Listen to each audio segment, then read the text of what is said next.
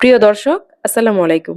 আজকে হাতে মেখে ডিম ও ডাল দিয়ে পুঁইশাকের দারুণ মজার একটা রেসিপি শেয়ার করব। ডিম ও ডাল দিয়ে পুঁইশাকটা এইভাবে রান্না করলে ভাত, রুটি, পরোটা সবকিছুর সাথে খেতে কিন্তু খুবই ভালো লাগে। দারুণ মজার পুঁইশাকের রেসিপিটি তৈরি করে নেওয়ার জন্য শুরুতে একটা কড়াইয়ে 1/2 কেজি পরিমাণ পুঁইশাক নিয়েছি।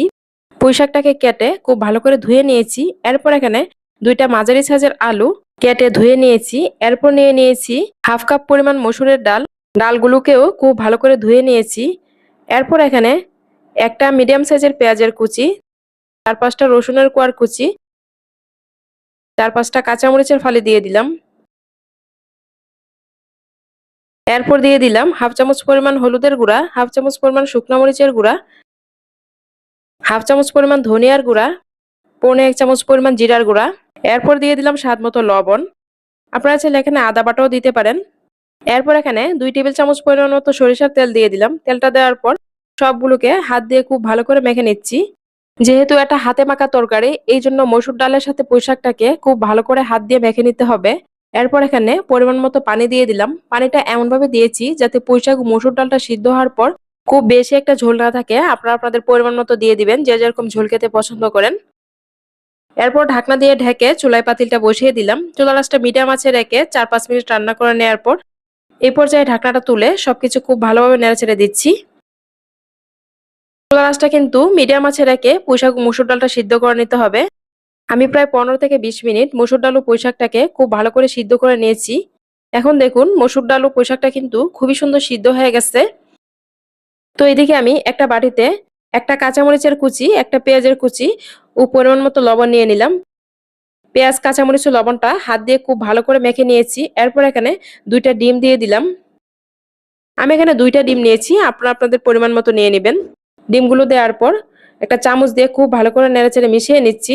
বাসায় যখন মাছ মাংস কোনো কিছুই থাকে না, এইভাবে একবার ডিম ও ডাল দিয়ে পুঁইশাকটা রান্না করে খেয়ে দেখবেন, খেতে কিন্তু ভীষণ মজার হবে। ডিম ভেজে নেওয়ার জন্য চুলায় একটা প্যান বসিয়ে পরিমাণ মতো তেল দিয়ে দিলাম। তেলটা গরম হওয়ার পর পেঁয়াজ মরিচ দিয়ে মেখে রাখা ডিমটা দিয়ে দিলাম।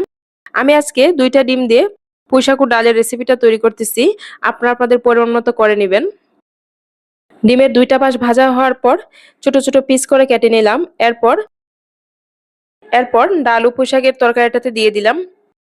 দেওয়ার পর হালকা করে একটু নেড়েচেড়ে মিশিয়ে দিচ্ছি। এইভাবে ডিম ও ডাল দিয়ে পুঁইশাকের রেসিপি তৈরি করলে কিন্তু খুবই মজার হয়। ডিমটা দিয়ে হালকা করে একটু নেড়েচেড়ে মিশিয়ে নেওয়ার পর এই পর্যায়ে চলে আসলাম বাগার দেওয়ার জন্য।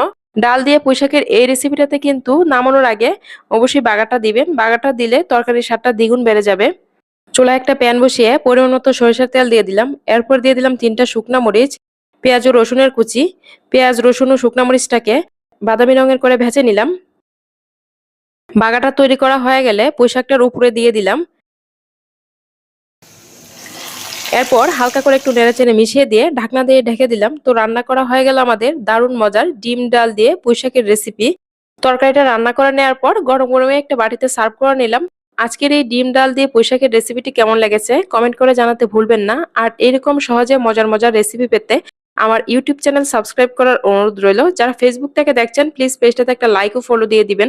ভিডিওটি এখানেই শেষ করব। সবাই ভালো থাকবেন। আল্লাহ হাফেজ।